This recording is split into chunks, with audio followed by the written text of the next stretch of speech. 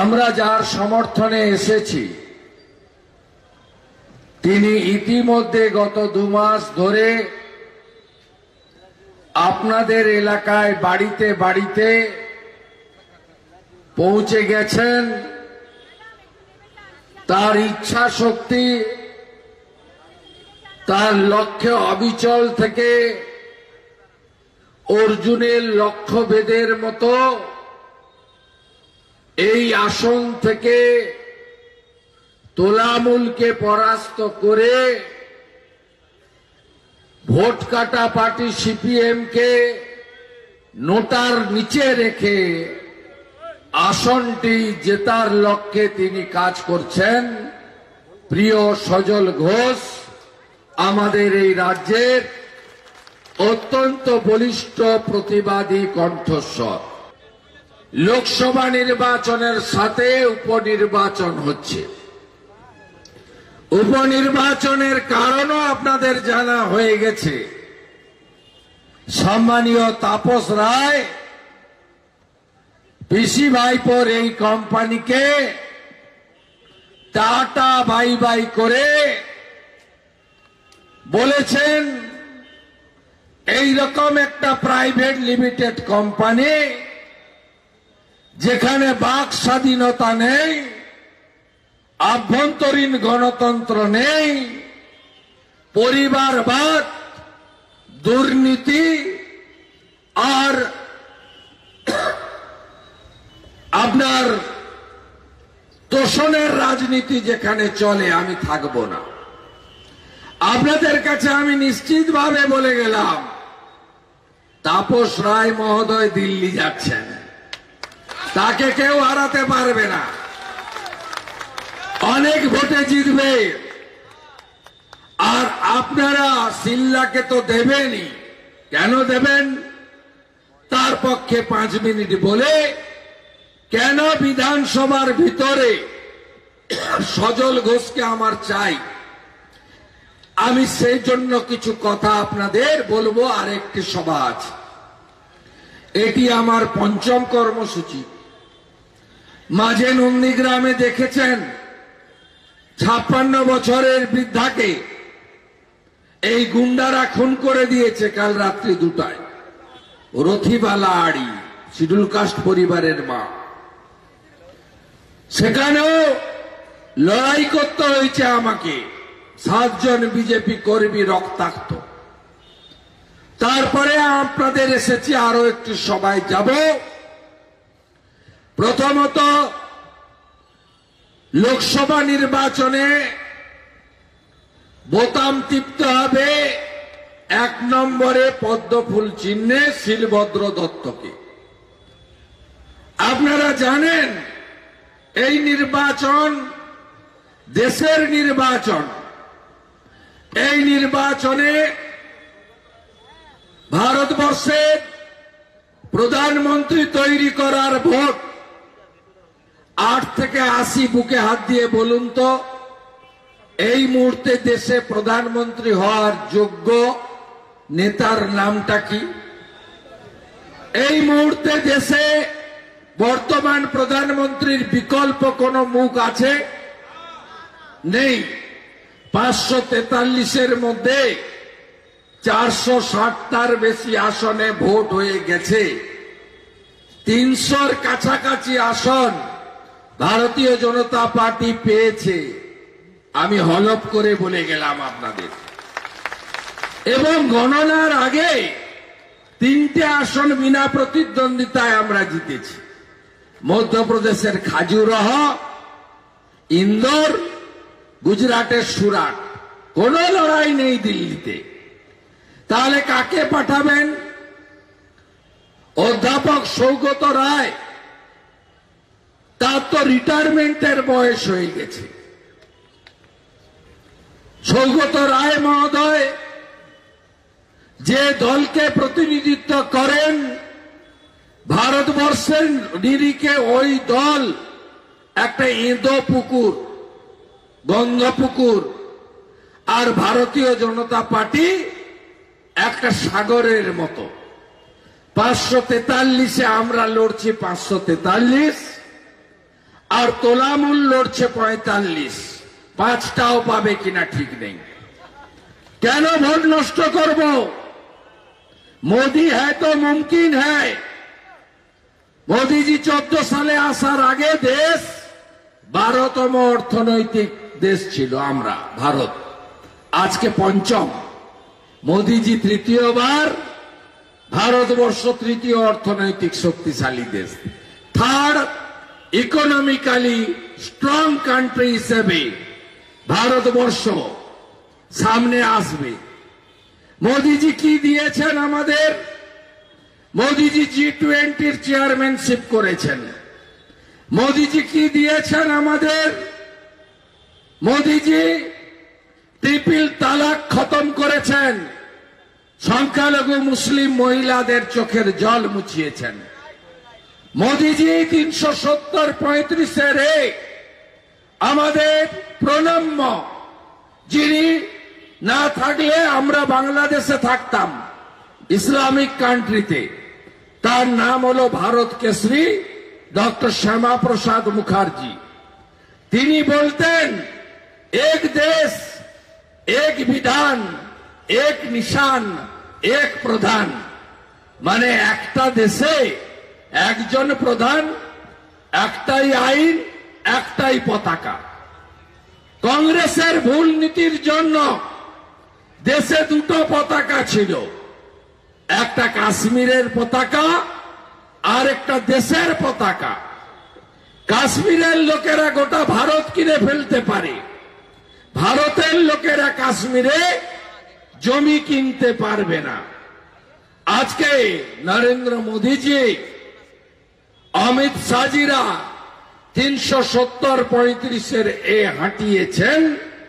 আগে সিআরপিএফ কে দেখে ঢিল ছুটত, পাকিস্তান জিন্দাবাদ বলতো, এখন সিআরপিএফ কে দেখে ফুল ছুড়ে আর ভারত মাতা কি জয় বলে।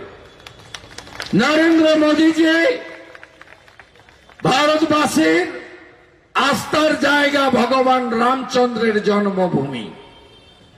এই সিপিএম এর নাস্তিকগুলো, যারা ধর্ম মানে না, আর এই তোলামূল যারা সেকুলারিজমের নামে সনাতনীদেরকে আক্রমণ করাটাই যার একমাত্র কাজ, এর মুখ্যমন্ত্রী রামনবমী দিবসকে বলে দাঙ্গা ডে।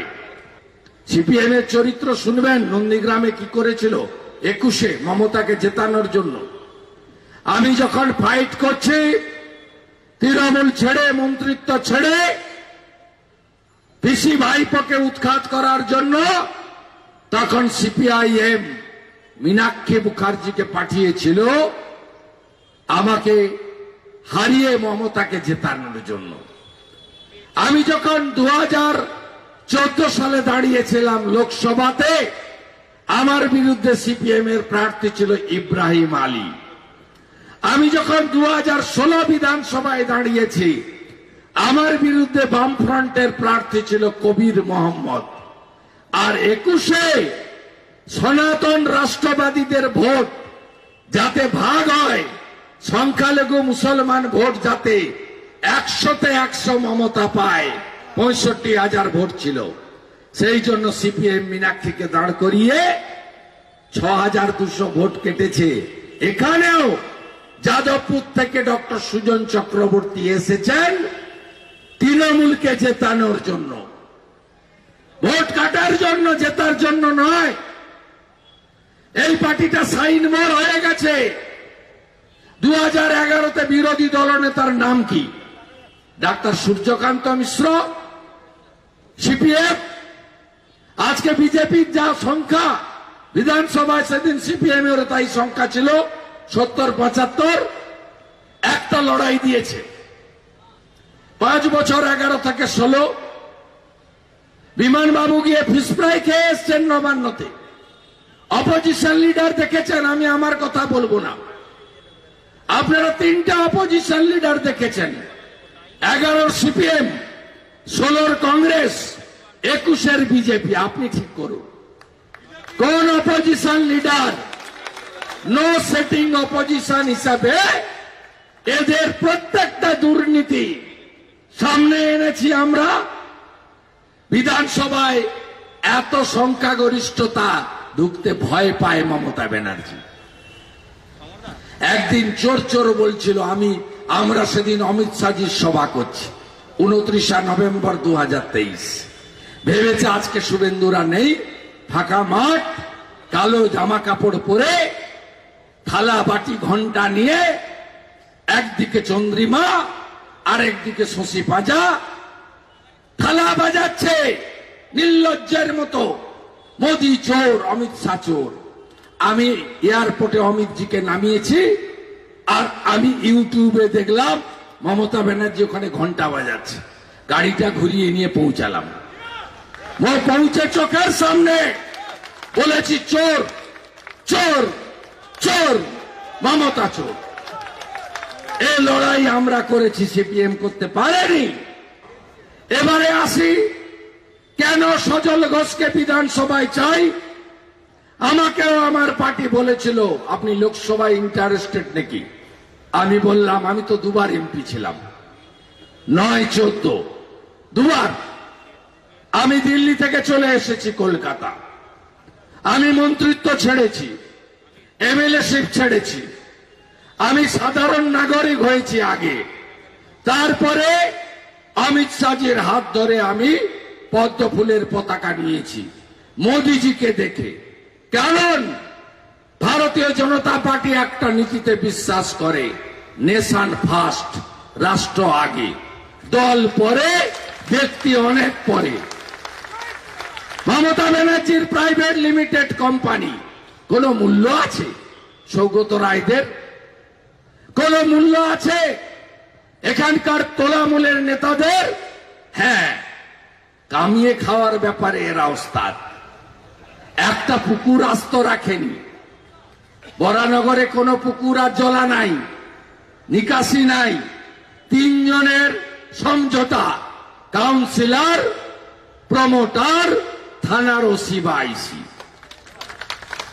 আপনি সানসেট বের করলে টাকা নেবে, জলের লাইন জুড়তে টাকা নেবে, 3 তলাটাকে 4 তলা করলে টাকা নেবে। চুন, সুড়কি, বালি, সিমেন্ট ওদের ঠিক করা রেটে আপনাকে কিনতে হবে। জমি বিক্রি করলেও টাকা, জমি কিনলেও টাকা, ফ্ল্যাট হ্যান্ডওভার করলেও টাকা, ফ্ল্যাট ছাড়লেও টাকা, মিউটেশনেও টাকা, কনভার্সনেও টাকা। এই কালচারটা এখানে করেছে। আমি একা খাবো না, আমার ভাইপো একা খাবে না, তোমরাও খাও, সবাই মিলে একসঙ্গে খাও আর একসঙ্গে জেলে যাও। রিক্রুটমেন্ট স্ক্যাম শুধু শিক্ষা ক্ষেত্রে নয়, পৌরসভার রিক্রুটমেন্ট এই বরানগরে যতগুলোকে পৌরসভাতে পার্মানেন্ট করেছে, কেউ পরীক্ষা দেয়নি, একটারও খাতা নেই। যদি সার্টিফিকেট চান, 8 পাস সার্টিফিকেট গুলো সব জাল, টাকা দিয়ে কিনা। যদি এজ সার্টিফিকেট চান, সেটাও ভুয়া। Schedule caste, schedule tribe, OBC certificate, সেটাও তো ভুয়া। এই ভুয়া তৃণমূল সর্বত্র এই কাজ করে বেড়াচ্ছে। আপনারা কি পেয়েছেন? সবচেয়ে বেশি দামে ডিজেল পেট্রোল কলকাতায় বিক্রি হয়, আমি বলিনি, হেমন্ত বিশ্ব শর্মা বলে গেছে। সবচেয়ে বেশি কমিশন আর শেষ রাজ্য সরকার তোলে, মাইকে বলে রান্নার গ্যাস, পেট্রোল, ডিজেল। সবচেয়ে বেশি ট্যাক্স পশ্চিমবঙ্গ সরকার বলে। আগে ছেড়ে দাও না নিজেদের ট্যাক্সটা।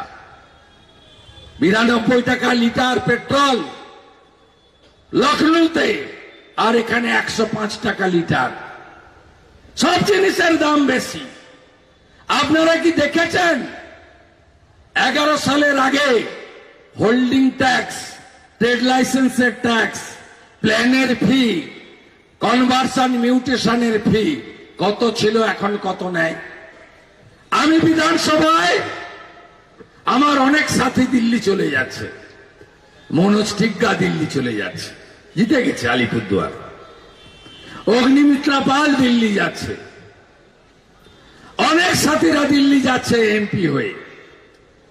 আমার তাজা লড়াকু সাথী দরকার, যে ছাত্র রাজনীতির সময় থেকে আপসহীন যোদ্ধা হিসেবে লড়াই করেছে, বিধানসভার ভিতরে একদিন জেল কাটিয়েছে। জানেন আপনারা, বিধানসভায় প্রয়াত সম্মানীয় হাসিম আব্দুল হালিম এই সজল ঘোষকে একদিন আটকে রেখেছিল ছাত্র নেতা হিসেবে। 3 দিন ছাত্র নেতা হিসেবে কালো পতাকা দেখিয়ে এসেছিল ভিতরে ঢুকে বুদ্ধবাবুকে। সজল ঘোষকে আমার সাথে দেবেন তো? দেবেন তো? দেবেন তো? আপনাদের সকলকে আমি কৃতজ্ঞতা জানাই। আর 30টা পদ্ম যদি 4 তারিখে ফোটে, আপনাকে আমি দায়িত্ব নিয়ে বলছি, 26-এ নয় 24-এ ভোট হবে। কে কে চান মমতা ব্যানার্জি প্রাক্তন মুখ্যমন্ত্রী হোক? সবাই চান তো? সবাই চান? তাহলে শিলভদ্র দত্ত আর সজল ঘোষকে জেতাতে হবে। কে কে চান ভাইপো জেলে যাক? কয়লা ভাইপো চান তো সবাই? মোদিজি বলে গেছে জলপাইগুড়ির ধূপগুড়িতে, আধা চোরকে জেলে পাঠিয়েছি, বাকি আধাকে এরপরে ক্ষমতায় এলে জেলে পাঠাবো। কে কে প্রতিবাদ করতে চান রামকৃষ্ণ মিশনের অপমান? মানছি না, মানবো না সবাই। তাহলে 1 তারিখে পদ্ম, 2টো পদ্ম, 2টো মেশিনে। কে কে চান ইসকনের অপমান? মানছি না, মানবো না। কে কে চান ভারত সেবাশ্রম সংঘের অপমান? মানছি না, মানবো না। তাহলে সব ভোট পদ্মে দিতে হবে। তৃণমূলের পিঠা খাওয়া বন্ধ করতে কে কে চান? সন্দেশখালীর বদলা কে কে চান?